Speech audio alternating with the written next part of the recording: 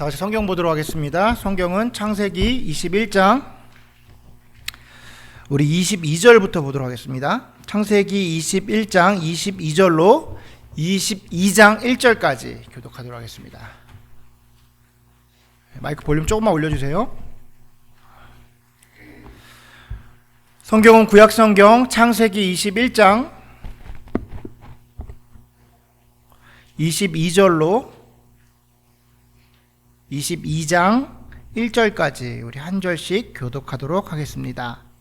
교독합니다. 때에 아비멜렉과 그 군대 장관 비골이 아브라함에게 말하여 가로되 내가 무슨 일을 하든지 하나님이 너와 함께 계시도다.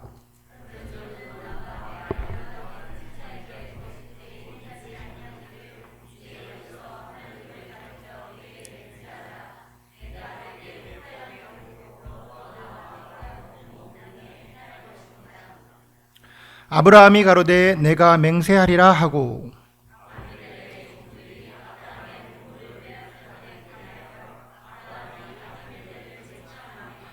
아비멜렉이 가로되 누가 그리하였는지 내가 알지 못하였노라. 너도 내게 고하지 아니하였고 나도 듣지 못하였더니 오늘이야 들었노라.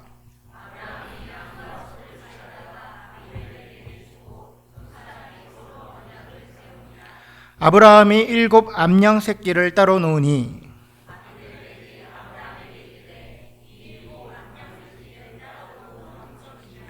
아브라함이 가로되 너는 내 손에서 이 암양 새끼 7을 받아 내가 이 우물을 판 증거를 삼으라 하고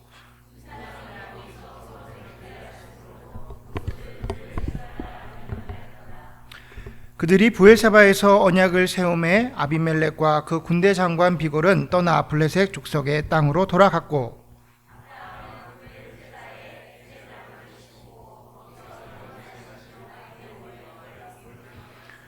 그가 블레셋 족속의 땅에서 여러 날을 지내었더라.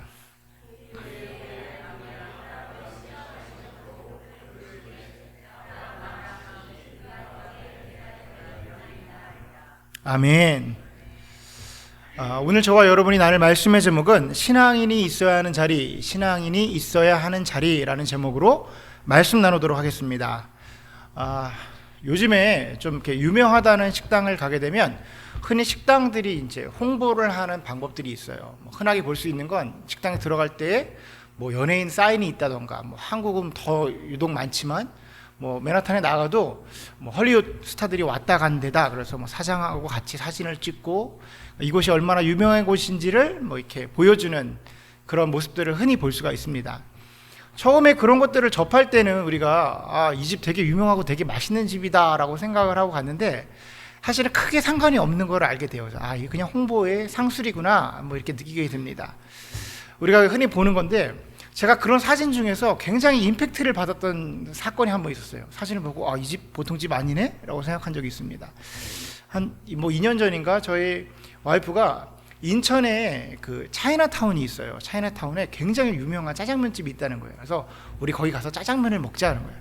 그래서 식구들을 다 데리고 인천에 있는 그 차이나타운으로 갔습니다. 가면서 내내 말을 하는 거예요. 이 짜장면이 정말 맛있는 집이래. 이 집이 정말 맛있는 짜장면 집이래. 그래서 제가 속으로 이렇게 생각을 했어요.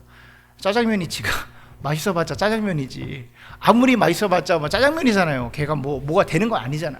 속으로 뭐 좀 그런 생각을 하고 갔습니다. 그리고 다 식구를 올려보내고 제가 주차를 하고 혼자 올라가는데 계단에 사진이 막 텅텅텅 박혀 있는데 제가 그 사진을 보고 이 집이 보통 집이 아니구나. 보통 집이 아니구나 생각했어요. 제가 그 사진에서 누굴 봤을까요? 대통령. 제가 그 사진에서요, 대한민국 대통령 역대 3대 대통령을 다 봤어요. 김대중 대통령, 노무현 대통령, 그리고 박근혜 대통령까지 사진을 찍어 있더라고요. 올라가면서 제가 주눅을 이 집이 보통 집이 아니구나 생각을 딱 들었습니다. 그래요. 한 나라의 최고 지도자가 인정한 곳, 뭐 장소, 사람이라면 아마 주변 사람들에게 분명한 영향력을 미칠 겁니다. 그 사람들이 그것과 상관없이 신뢰를 하게 된다라는 거예요. 저희 나라는 우리나라는 그렇게 뭐 심하진 않지만 북한 한번 생각해 보세요. 김일성이 지나간 자리, 김일성이 먹은 식당, 내지는 김일성이 먹었던 뭐 약수터, 그럼 거의 관광 명소가 되는 거예요. 이와 같이 한 나라의 최고 지도자가 방문한 곳은 분명 주변 사람들에게 영향을 미치게 되어 있다는 겁니다. 자, 오늘 본문에 나와 있는 아브라함의 모습이 바로 이러했다라는 거예요. 오늘 본문을 이해하기 위해서는 지금 아브라함의 상태가 어떤지, 그리고 아브라함이 지금 어디에 있는지를 이해할 필요가 있어요.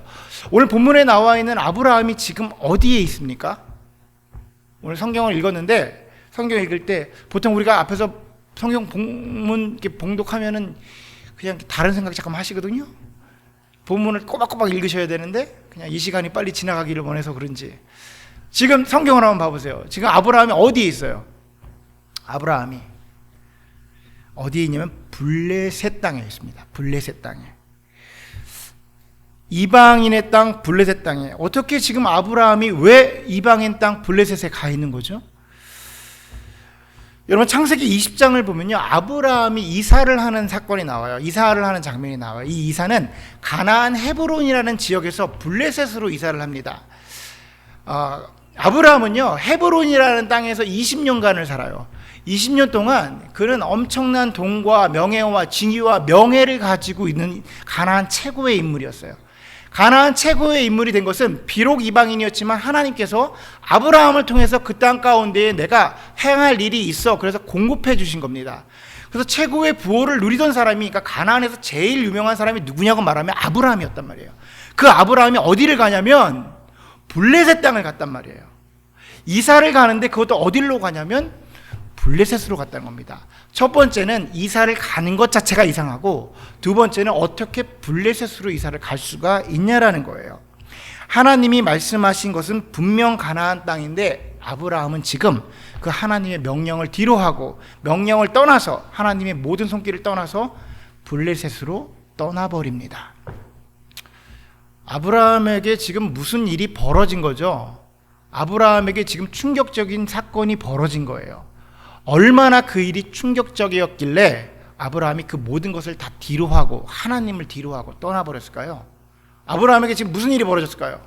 우리는 성경을 다 알고 계시니까 대답이 턱 나와야지. 무슨 일이 있었냐면요, 바로 소돔과 고모라의 멸망 사건이 있었습니다. 여러분, 하나님께서 아브라함을 부르신 이유가 뭘까요? 하나님께서 메소포타미아에 있는 아브라함을 부르신 이유는 하나입니다. 뭐냐면 그 가나안 땅에 나의 민족을 만들 거야, 하나님의 나라를 만들 거야 였어요. 그래서 아브라함이 가지고 있는 사명은 첫 번째, 그 땅에 하나님을 전파하는 거였고요. 두 번째는 아브라함으로 태어날 족속을 통해서 믿음의 족속을 이어가겠다. 이게 하나님의 계획이었어요. 다시 말해서 아브라함이 가나안 땅에 존재하는 이유, 아브라함이 가나안 땅에 있어야 할 이유는 뭐냐면 바로 복음 전파였어요.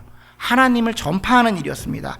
그리고 소돔과 고모라는 아브라함이 생각할 때에 꽤나 열심히 신경을 쓴 곳이고, 아브라함 생각에 꽤나 열매가 맺어진 곳이었습니다.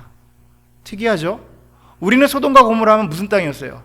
저주와 음란과 타락의 땅이었단 말이에요. 그런데 아브라함은 당시에 뭐라고 생각을 했냐면 그쪽에 꽤나 열매가 있는 믿음의 지역이라고 생각을 했다라는 거예요. 왜 그러냐면 아브라함이 창세기 13장을 보면 아브라함과 조카 롯이 그러니까 헤어지는 사건이 벌어져요. 이유가 뭐냐면 그들에게 소산이 굉장히 많았어요. 양도 많고 하인들이 많아서 같이 풀을 뜯기 힘들 정도로 해서 매일 싸웠단 말이에요. 그래서 우리가 그럴 바에는 떨어져 나가자라고 생각을 했습니다. 그래서 떨어져 나간 곳이 어디냐면, 그러니까 롯이 간 곳이 소돔이었어요. 그런데 잘 생각해 보시죠. 하나님이 아브라함을 부르셨을 때 아브라함에게 복음을 전파하라고 그랬단 말이에요. 아브라함이 가지고 있는 족장은, 그러니까 족속은 믿음의 공동체예요. 믿음의 공동체. 아브라함이 제일 먼저 한 일이 뭐냐면 그 믿음의 공동체에 하나님의 복음을 전하는 일이었어요. 그러니까 내가 뭐 족장이야, 그럼 모든 하인들은 당연히 믿어야겠죠. 그 안은 믿음의 공동체였단 말이에요. 근데 그 굉장히 많은 수가 한 절반가량 되는 수가 자기가 양육하고 키우고 훈련시킨 그 믿음의 사람들이 어디로 갔다고요? 지금 소돔과 고모라에 들어갔단 말이에요. 그러니까 소돔과 고모라에 꽤나 많은 신앙인이 들어간 것입니다. 그래서 훗날 하나님께서 내가 소돔과 고모라를 멸할 거야, 그러니까 아브라함이 굉장히 당당하게 뭐라고 말하냐면 어떻게 악인과 의인을 함께 멸하실 수가 있습니까? 라고 말하는 거예요. 당당히 말할 수 있죠, 자기 입장에서는. 왜냐, 믿음의 공동체를 자기가 보냈잖아. 어떻게 그러실 수가 있습니까? 50명이 있어도 그러시겠습니까? 라고 말해요. 굉장히 당당한 모습으로 나갑니다, 아브라함이. 그 모습이. 근데 아브라함이 알고 있죠. 소돔과 고모라가 좀 타락한 땅인 걸 알고 있어요. 문제가 있는 땅인 거. 그래서 조금 이렇게 위축되니까 45명이어도 그러겠습니까? 40명, 아니 30명, 20명, 10명은요. 그런데 하나님이 뭐라 그래요? 그 뒤에 10명만 있어도 내가 멸하지 않겠다. 아브라함이 왜 10명으로 맞췄을까요?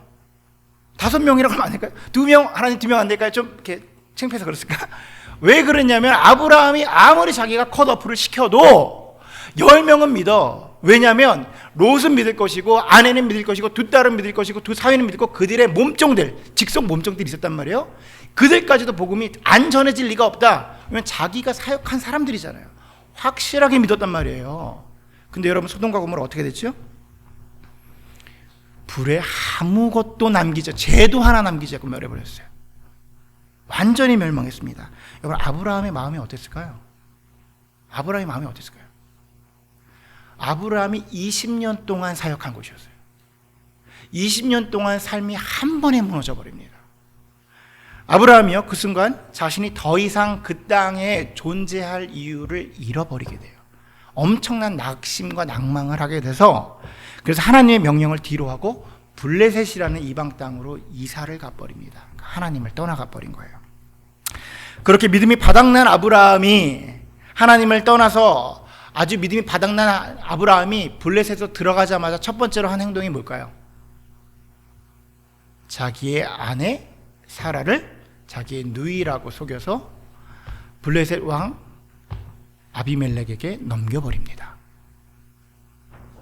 20년 전에 애굽에 들어갈 때 하나님을 뒤로하고 애굽에 들어갈 때 했던 그 동일한 그 추접한 행동을 20년이 지난 훈련을 20년 동안이나 받은 아브라함이 하나님이 없었을 때 나타난 그 두려움으로 동일하게 20년 동안 똑같은 행동을 해요. 성경은 지금 그걸 우리에게 정확하게 보여주고 있는 거예요. 우리가 훈련 받았다 하더라도 이 안에 예수 그리스도가 존재하지 않으면요 우리는 달라진 게 하나도 없어요. 우리의 겉사람은 예수 그리스도가 없는 우리는요 그 속사람의 그 추악하고 추접한 모습이 그대로 드러나고 있음을 성경은 보여주는 거예요. 그랬는데도 우리 하나님께서는요 아브라함을 또 한 번의 기회를 주세요. 제가 하나님 같으면 확 뒤집어 버렸을 텐데 하나님은요 아브라함에게 또 기회를 주세요. 그리고 그를 위로하시고 회복시켜주시고 그의 기도에 응답하셔서 무슨 일을 하시냐면 꿈속에 아비멜렉 꿈속에 나타나셔서 그의 두려움을 하나님의 신적인 존재의 두려움을 보여줍니다. 아비멜렉의 눈을 뜨고 나서 너무 두려워서 그 사라를 보내주고 하나님을 두려워하는 마음에 그의 선지자 아브라함이 하나님의 사람이라는 걸 알고 동일하게 그를 두려워해요. 그래서 아브라함을 부릅니다. 그럼 뭐라고 말하냐면 내가 많은 재물을 줄 테니 네가 떠나가라 라고 권고를 해요. 대단하죠. 아브라함 뭐 아무것도 안 했는데 뭐 넘쳐나는 거예요. 그러면 아브라함이 어떻게 해야 됩니까? 하나님이 기회를 주셨잖아요. 떠나야죠. 어디를 가야 돼요? 믿음의 자리였던 가나안으로 떠나가야 돼요. 그런데 오늘 성경을 보니까 뭐라고 말하냐면 그가 떠나가지 않고 그 자리에 머물러 있었다라는 거예요. 자, 결국 그 땅에서요 이삭까지 낳게 됩니다. 그 바라던 아들 이삭을 블레셋 땅에서 낳게 돼요. 그러니 더 오랫동안 머물게 되는 것이죠. 그리고 오늘 우리가 읽었던 본문이 이제 시작이 되는 겁니다. 지금 어떤 상황인지 조금 우리가 베이스가 깔려 있죠. 그 상황에서 이제 오늘의 본문이 시작이 되는 거예요. 갑자기 아비멜렉 왕이요 시간이 좀 지나서 자신의 군대 장관과 자기네 모든 하인들을 다 이끌고 아브라함에게 등장을 합니다. 나타나게 돼요. 만나러 오는 거예요. 그리고 뭐라고 말하면 나랑 평화조약을 맺자라고 말해요. 여러분 한 나라의 국가의 최고의 원수 최고 지도자가 지금 일개 족장 그 이방인을 만나러 오는데 자기의 군대 장관과 모든 신하를 지금 대동하고 지금 왔다라는 거예요. 아비멜렉이 그 마음속에 시간이 지남에 따라서 하나님에 대한 두려움이 차오기 시작합니다. 그래서 저 아브라함이 자꾸만 나를 어떻게 할 것 같은 마음이 들어와요. 그래서 아브라함에 가서 뭐라고 말하면 앞으로 너와 내가 나의 아들과 나의 손자까지 아무런 없게 우리 평화롭게 지내자라고 얘기를 해요. 그러니까 조약을 맺자라고 말해요. 아브라함 입장에서 땡 잡은 거죠. 지금 누가 횡재한 거예요? 아브라함은 이방인인데 와서 그냥 굽히는 거야 왕이. 그러면 어이구 감사합니다 그러면 좋은데 오늘 본문에 읽은 것처럼 아브라함이 한수를 더 떠요. 뭐라 그러면 너 옛날에 내 우물 뺏어갔잖아. 니네들이 강탈해 갔잖아. 그 늑탈한 사건 어떻게 할 거야? 라고 말해요. 느닷없이. 그럼 막 아비멜렉이 본문을 보면 당황합니다. 나 들은 적도 없어. 나 오늘 처음 들었어. 그러면서 뭐라고 말하면 내가 잘못했어. 그리고 그 우물과 그 땅을 너에게 다 줄게. 우리 평화조약을 맺자라고 말해요. 입장이 완전히 바뀐 거죠. 그러면서 그 정에서 그 평화조약을 맺게 됩니다. 이제 아브라함은요, 이방인임에도 불구하고 그 땅 가운데에 아브라함을 홀대하거나 아브라함을 무시할 수 있는 사람은 아무도 없어요. 제가 그 중국집에서 박근혜 대통령 사진을 딱 보고 나서 이 집 보통 집이 아니래? 라고 무시하지 못한 것처럼 블레셋 사람들은 이제 그 지역을 지나갈 때 브엘세바라고 써있단 말이에요. 7 양이 있는 우물, 그리고 그 나라의 왕이 언약으로 표현한 징표임을 다 알고 있을 거란 말이에요. 이 집 사람을 내가 가볍게 여길 수가 없구나, 무시할 수 없구나, 모든 사람이 다 그렇게 느끼고 있었다는 거예요. 그런데 그러고 나서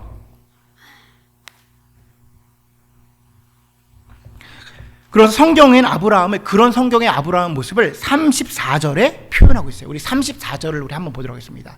34절만 한 목소리 읽습니다. 시작.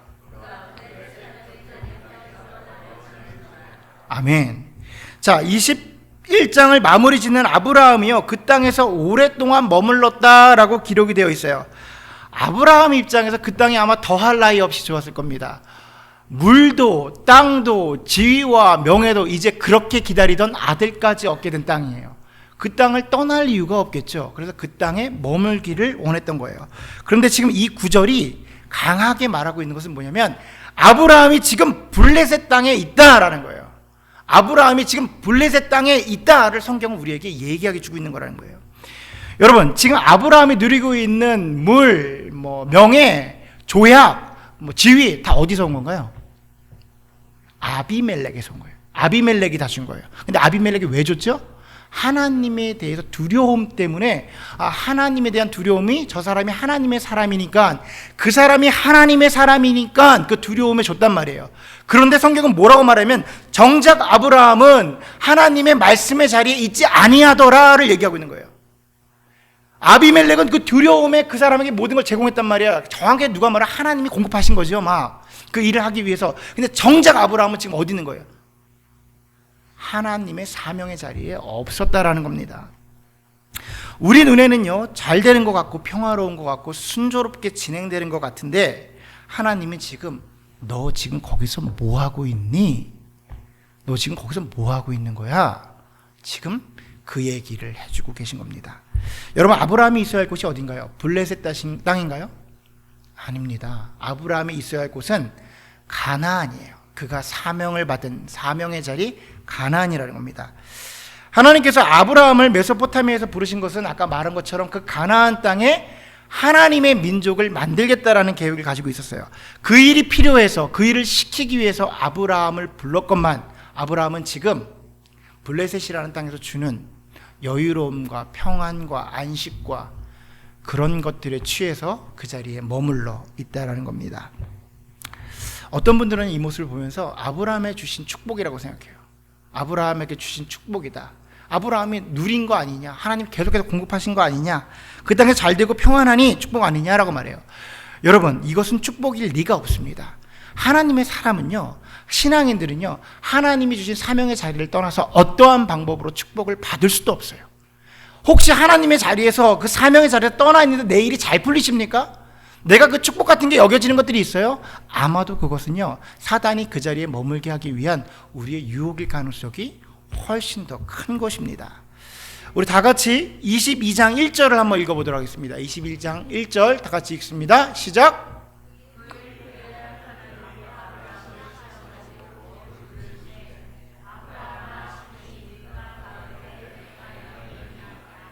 아멘. 그 전장에 뭐라 그러면 그가 오래 머물렀다라고 말하고요. 1장으로 22장 1절로 들어오면서 뭐라고 말하냐면 이런 상황 가운데 하나님이 아브라함을 부르시는데 그 이유가 뭐라고요? 시험하시려고. 그러니까 축복일 리가 없다니까요. 축복하시려면 시험을 하시겠어요? 그게 축복이었다면? 그럴 일도 없죠. 자, 일반적으로 시험이라는 단어는요, 이 사실이 그러한가 그렇지 않은가를 판단하고자 할 때 시험을 해요. 근데 그 일이 사람을 향해서 그 대상이 사람이라면 전제가 되는 것이 무엇이냐면 아직 그 사람이 신뢰를 받지 못한 상태다라는 거예요. 그 사람한테 시험을 하게 되면 그 사람이 신뢰를 받지 못한 상태라는 거야. 그러니까 그 대상자를 다시 한번 시험하겠다, 판단하겠다라는 의도를 가지고 지금 하나님께서 이 말씀을 하고 계신 거예요. 자, 예전에 조선시대 때에 큰 상단에서 하인들을 뽑는 기준을 읽어본 적이 있어요. 예전에 큰 상단에서 하인들을 뽑겠다고 공고를 낸답니다. 방을 이렇게 붙이는 거예요. 그러면 수많은 사람들이 몰려온대요. 그 상단에서 종이 되겠다고. 왜 종이 되겠다고 올까요? 먹을 게 없고 막 굶주리고 힘든 상황이니까 내가 종이라도 해서 연명하겠다 온 거야. 그러면 거기 있는 행수가 그 사람들을 모아놓고 이렇게 지시를 한대요. 그들에게 쌀 10대씩을 나누어줘서 저 저작거리 장에 나가서 이득을 남겨오는 사람들을 내가 하인으로 채용하겠다. 그리고 쌀 10대씩을 나눠줬대요.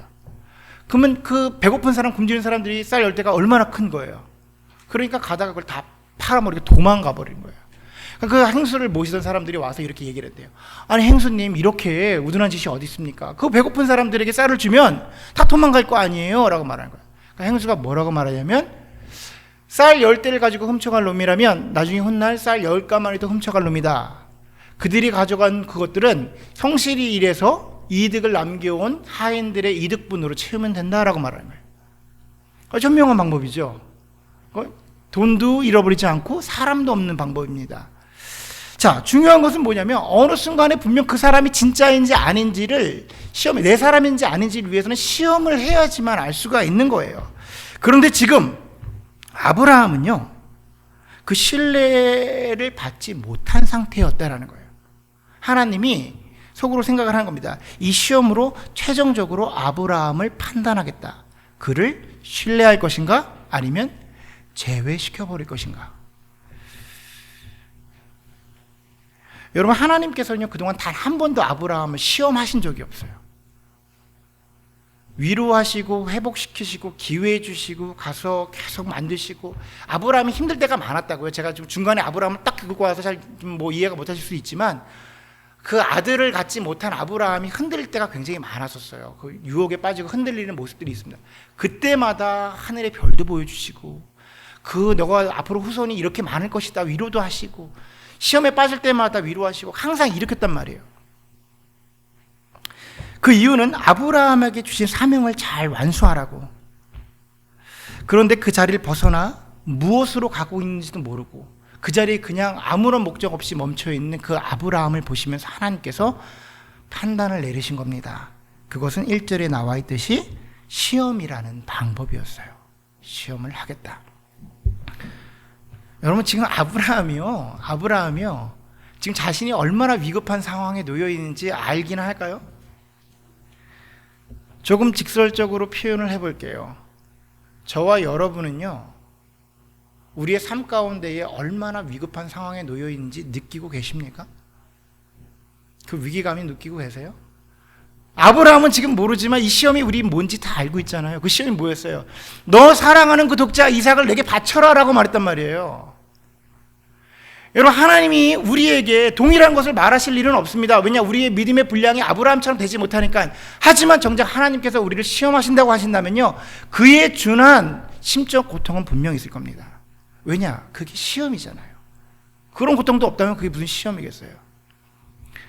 근데 우리가요, 그런 시험을 꼭 다 받아야 돼요? 하나님도 아브라함을 시험코자 하시지 않았어요. 시험하고 원하시지 않았다고요. 그럼 우리가 어떻게 해야 됩니까? 우리가 사명의 자리에 가 있으면 돼요. 신앙인의 자리에 있으면 되는 거예요. 하나님이 내게 명하신 그 일을 행하고 있으면 되는 거예요. 그게 신뢰의 자리였다고요. 여러분, 그 일이 무엇입니까? 하나님이 여러분에게 맡기신 그 일이 뭐예요? 여러분의 사명의 자리가 어디십니까? 아멘.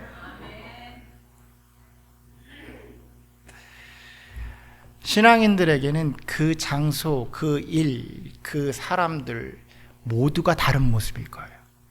하나님이 그 사람에게 분명한 동일한 미션을 주십니다. 사명을 주세요. 그것이 뭐냐면, 신앙인에게 맡겨진 사명은 그 사람이 있는 곳에 하나님의 나라가 임하게 하는 것입니다. 그 사람이 있는 곳에 예배가 있게 하는 겁니다. 이것은 있는 곳에서 예배를 드리세요 이런 얘기가 아니에요. 지금 있는 곳을 하나님을 경배할 수 있는 곳으로 만들고 특별히 그곳에 있는 사람들을 하나님의 백성으로 만들라라는 사명이에요. 신앙인에게 주어진 사명은 동일합니다. 지금 그 신앙인이 있는 곳에 하나님의 나라가 임재하게 하는 것, 다시 말해서 그곳을 하나님을 경배할 수 있는 곳으로 바꾸라는 거예요. 그리고 특별히 그곳에 있는 사람들을 하나님의 백성이 되게 만들라라는 거예요. 성경을 아무리 파보십시오, 다른 사명이 나오나, 아무리 연구해 보십시오, 다른 사명이 나오나, 신앙인에게 주신 것은 동일합니다. 이거 하나예요. 물론 방법과 모습과 모양과 장소는 다 틀릴 수 있어요. 하지만 하나예요. 있는 곳을 하나님을 경배할 수 있는 곳으로 만들라는 것. 이것이 신앙인의 사명입니다.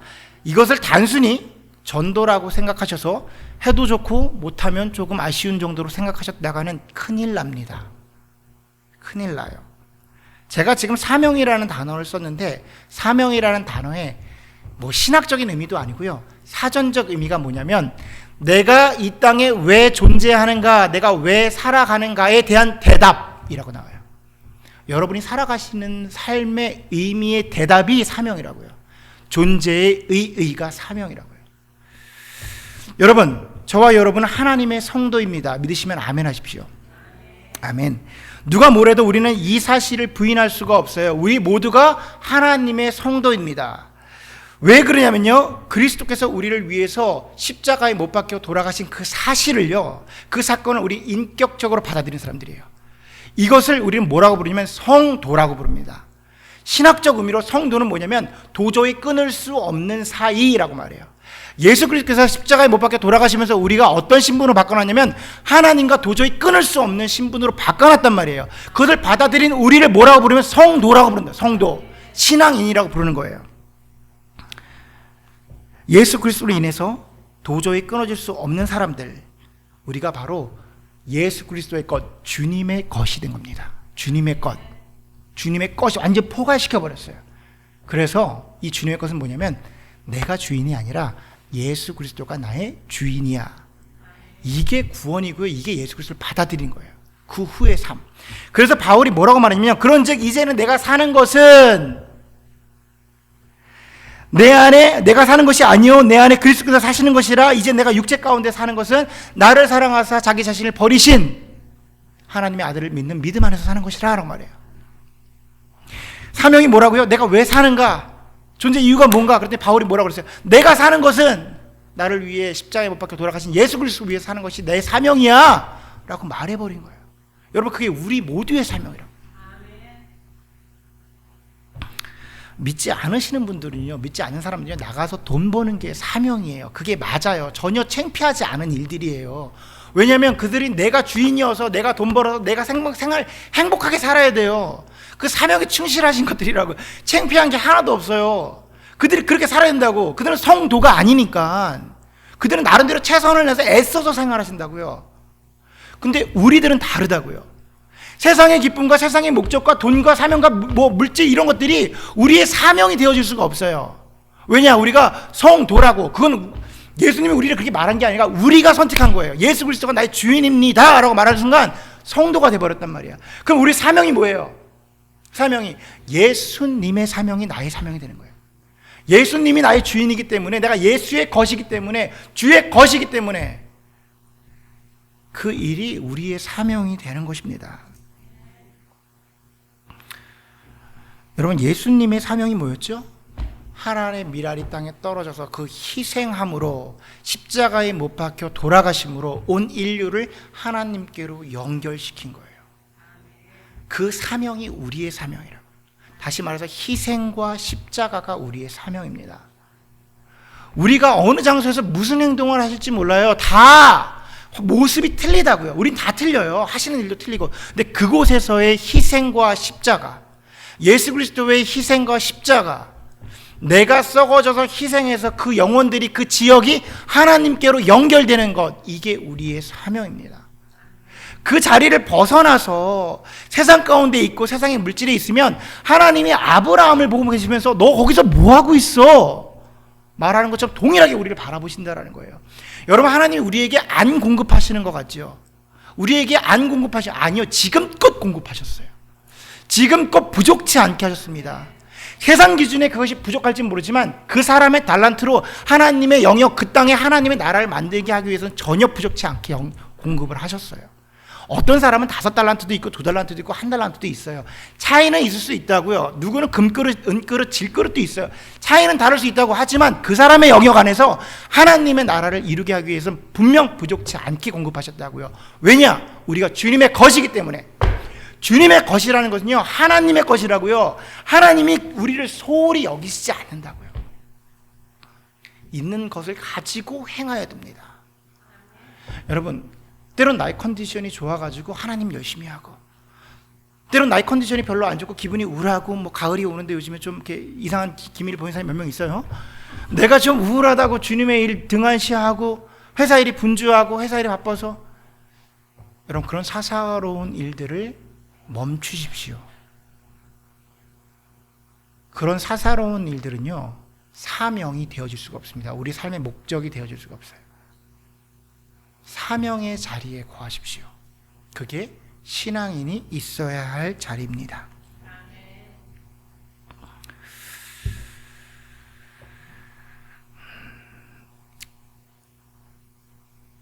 하나님 입장에서 아브라함을 생각한다면 그렇게 많은 것을 공급을 하고 그렇게 확실한 증거를 많이 보여줬는데 아브라함이 하나님을 저버린 거예요. 하나님 마음속에 의문이 들 수가 있습니다. 얘가 어떻게 이럴 수가 있지? 그렇게 많이 했는데, 그러니까 예를 들자면 하나님 다 알고 계시겠지만, 그래서 시험하시려 했습니다.